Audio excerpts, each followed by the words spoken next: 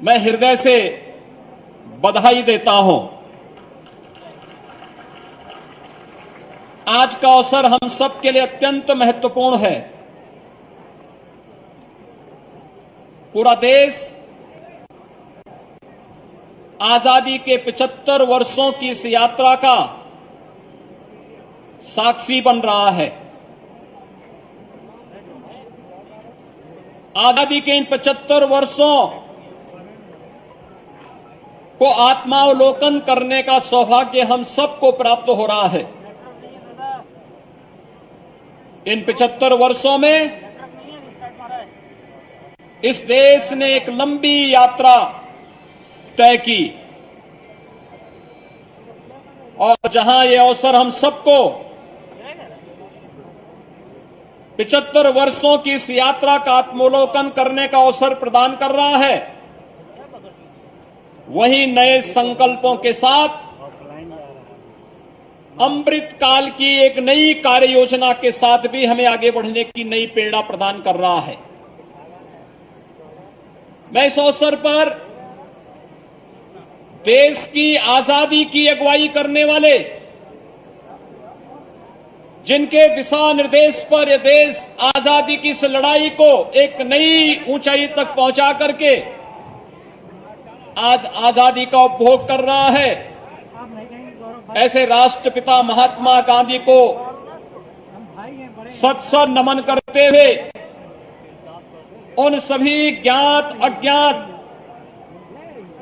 अमर सेनानियों, वीर सपूतों को, जिन्होंने देश की आजादी की इस लड़ाई में देश की आजादी के लिए वीरता पुरस्कार से अलंकृत भारत के वीर सैनिक और उनके परिजन और पद्म पुरस्कारों से सम्मानित प्रदेश की विभूतियां भी सम्मानित प्रदेश की विभूतियों का इस अवसर पर अभिनंदन करते हुए इनके स्वस्थ और दीर्घजीवी होने की कामना भी करता हूं। भाइयों बहनों, हम सब जब देश की आजादी के इस अमृत महोत्सव के कार्यक्रम के साथ जुड़े हैं, हम सबको अपने देश पर, अपने देश के संसदीय लोकतंत्र पर गौरव की अनुभूति होनी चाहिए। आजादी का अमृत महोत्सव में ऐसे अवसर पर एक उत्साह और उमंग के साथ जुड़ते हुए दिखाई दे रहे हैं। सामान्यतः हर वर्ष आजादी का उत्सव जब होता था, या तो बरसात होती थी या फिर इतनी भीषण गर्मी होती थी कि सामान्य परिस्थितियों में इस प्रकार के समारोह में खड़ा होना